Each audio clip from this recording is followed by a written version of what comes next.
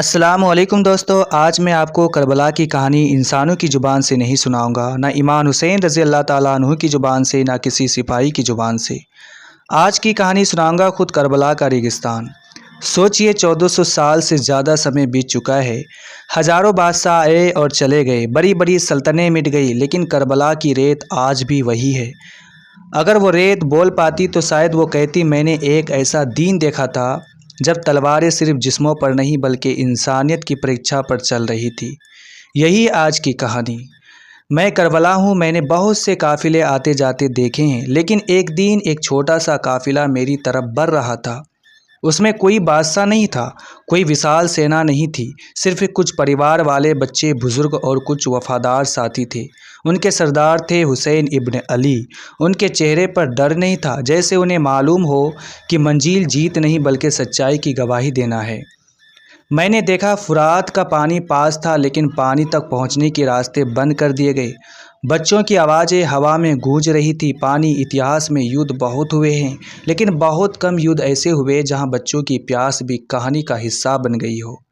اس رات میری ریت پر عجیب سکون تھا۔ کل موت سامنے کھڑی تھی، لیکن خیموں میں گھبراہٹ نہیں تھی۔ کوئی عبادت کر رہا تھا، کوئی دعا کر رہا تھا، کوئی قرآن پڑھ رہا تھا۔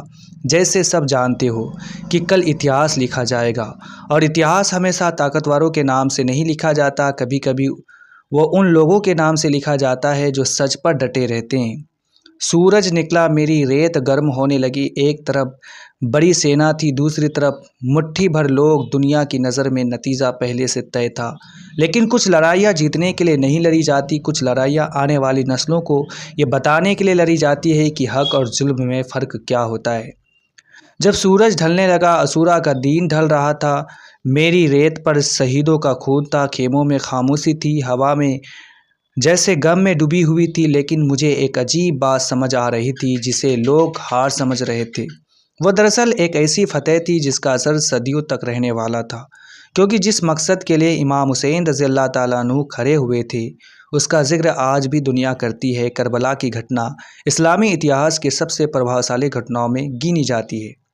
میں نے بادشاہوں کو مرتے دیکھا، میں نے سلطنتوں کو ٹوٹتے دیکھا، میں نے بڑے بڑے ناموں کو لوگوں کی یادوں میں گم ہوتے دیکھا، لیکن حسین کا نام وہ ہر سال پہلے سے زیادہ زندہ ہو جاتا ہے۔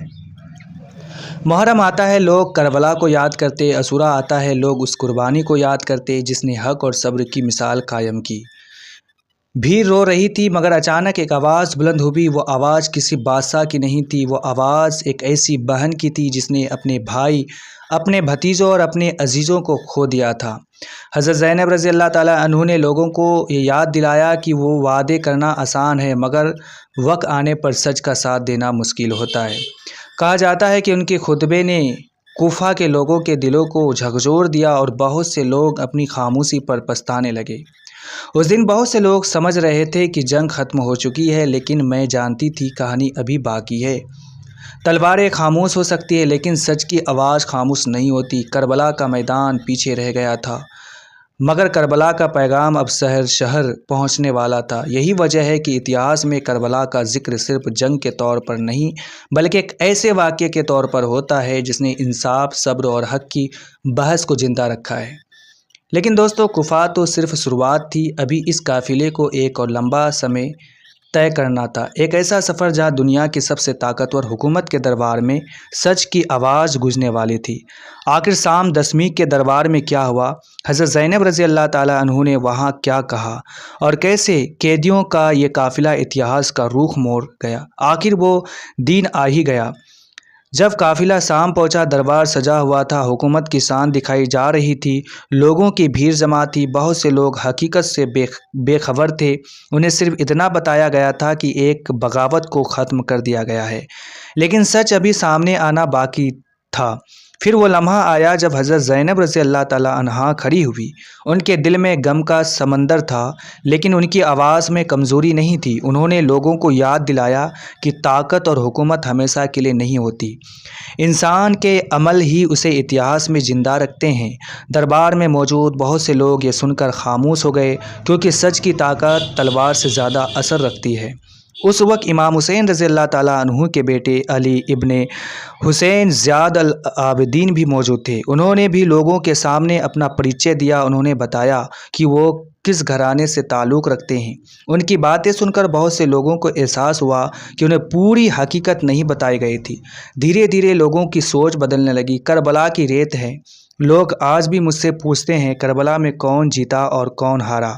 मैं उन्हें एक ही जवाब देता हूँ, अगर जीत सिर्फ तलवार की होती तो बहुत से बादशाह आज भी याद किए जाते, लेकिन करबला के सदियों बाद भी लोग हुसैन को याद करते हैं, उनकी सब्र को याद करते हैं, उनकी कुर्बानी को याद करते हैं, और यही किसी भी मकसद की सबसे बड़ी कामयाबी होती है। लोग समझते हैं कि करबला की कहानी 10 मुहर्रम को ख़त्म हो गई थी, लेकिन हकीकत यह है कि करबला उसी दिन शुरू हुई थी, क्योंकि शहादत एक लम्हे का नाम है मगर उसका पैगाम सदियों तक ज़िंदा रहता है। मैंने देखा कि वक्त गुज़रता गया, नस्लें बदलती गई, सल्तनत मिटती गई, लेकिन जब भी किसी मज़लूम पर जुल्म हुआ उसे हुसैन याद आए। जब भी किसी इंसान को हक़ और बातिल में फ़ैसला करना पड़ा उसे करबला याद आई।